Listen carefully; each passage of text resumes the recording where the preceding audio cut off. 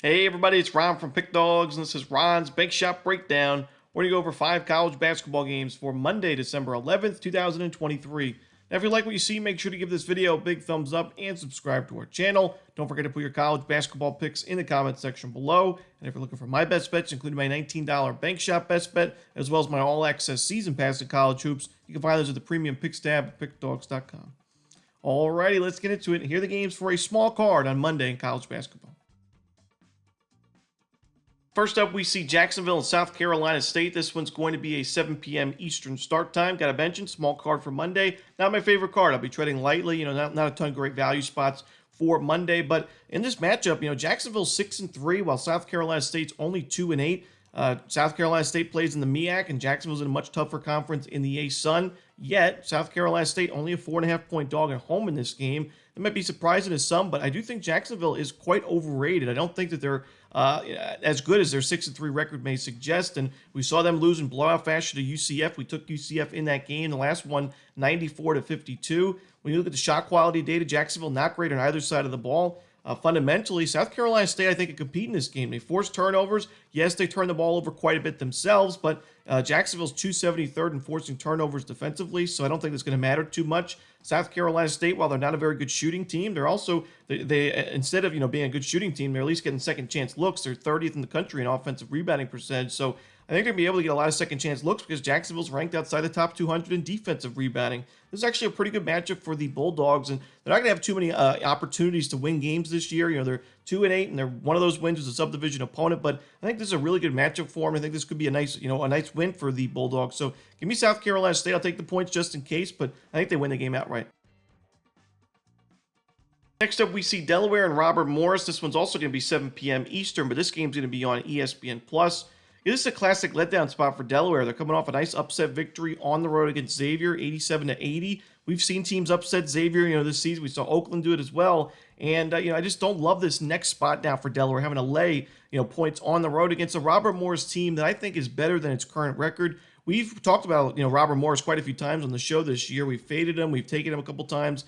It's been inconsistent results for Robert Morris, and their only, win against a Division I team was Fairleigh Dickinson. But I still think Robert Morris is a pretty talented team. I like the fact that they defend the perimeter well, which is important against Delaware. Very good three-point shooting team. It takes a good amount of three-pointers. So Robert Morris is going to have to defend the perimeter well again in this game, and Robert Morris forces a good amount of turnovers, and I do think, Robert Morris offensively, one of the big problems this team has had is turning the ball over, but Delaware's defense, not very aggressive. They're only 232 in turnover percentage defensively, so I think this is a pretty good matchup for Robert Morris, especially at home. I think I'm going to take the points here with Robert Morris. Delaware, I think, could win this game, but just way too many points to be laying with a team. It's off an upset victory. Give me Robert Morris in the points. Next up, we see Yale and Quinnipiac. This one's also going to be 7 p.m. Eastern. It's going to be on ESPN+. Yale 6-5 this season. I still think one of the better teams in the Ivy League, and they played a pretty tough schedule. They've already played Gonzaga on the road. They played Loyola Marymount on the road. Rhode Island in a true road game. Vermont as well. We saw that heartbreaking loss for Yale against Vermont, where they blew a lead in a blink of an eye. It was the final seconds of that ball game, but while I still think Yale wins this game on the road, I just wouldn't want to lay this many points with them. Quinnipiac, we faded them in its last game against Navy. Navy covered for us in that ball game, but I thought Quinnipiac actually played pretty well in that game, and I like the front court from this team. I think it's really improved from last year. The back court, struggling to shoot early on this season. Guys like Matt Belanc, who has been excellent from the free throw line, but looking to get hot from three-point range. At least in the last few games, he's been a little bit cold. I think this could be a nice breakout spot for Quinnipiac offensively. Don't love this Yale defense. It's ranked 152nd in adjusted defensive efficiency, but honestly, it could be a little worse as the season goes on. They don't really force a lot of turnovers, and they're struggling to defend the perimeter. I think this could be a good spot for Quinnipiac's offense to keep up with Yale. Yale's a pretty good scoring team. They don't turn the ball over much, and they're pretty good shooters, but I do think Quinnipiac keeps up a bit, and we see a closer competitive ball game. You can lean towards the over, but I'm going to take the points here with Quinnipiac at home. Next up, we see Mississippi Valley State taking on Gonzaga. This one's going to be a 9 p.m. Eastern start time. It's going to be on ESPN+. Now, a lot of times, SWAC teams like Mississippi Valley State or Prairie View A&M schedule really tough non-conference schedules to help prepare them for conference play, and also, just benefits the program itself. And, Mississippi Valley State certainly playing a tough schedule this year. Their first 9 games, they're 0-9 this year, but all 9 of those games were true road games for the Delta Devils. And look at this, schedule beyond the teams and, how tough they are. There's a lot of good teams in this mix, but just all over the country. I mean, back and forth across the country. They played at LSU to start the season, in Oklahoma, UConn, TCU, Santa Clara, Cal State Northridge, now we're on the West Coast, Pacific, North Texas, Liberty, and now back on the West Coast to play Gonzaga here. They've had quite a few days off to rest, but I mean, Gonzaga is probably frustrated after its upset loss at Washington, and before that game, they were on a 5-game win streak. Gonzaga's played some tough teams this year. While sometimes we can find a lot of value backing these SWAC teams in non-conference play because they're just catching way too many points, I don't think that's the case here. I think Gonzaga wins this game in absolute blowout fashion. We should see Gonzaga in the triple digit scoring-wise for sure.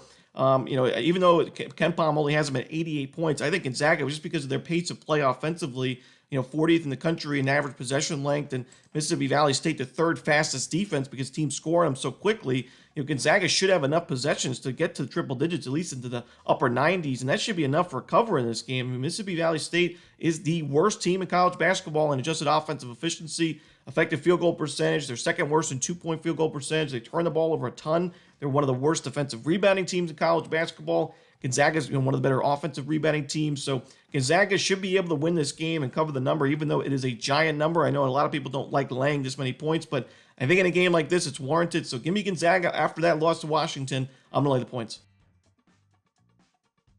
Next up, we see New Orleans and San Francisco. This one's going to be a 10 p.m. Eastern start time. It's going to be on ESPN+. Now, we see San Francisco as a 19-point favorite at the opening number for this game. I just think there's too many points to be laying in a game like this. New Orleans, they're kind of a gamble because they're a very volatile team. I mean, this is a very fast-paced team on both ends of the court. Teams are usually scoring on New Orleans pretty quickly or losing the ball because New Orleans forces a lot of turnovers.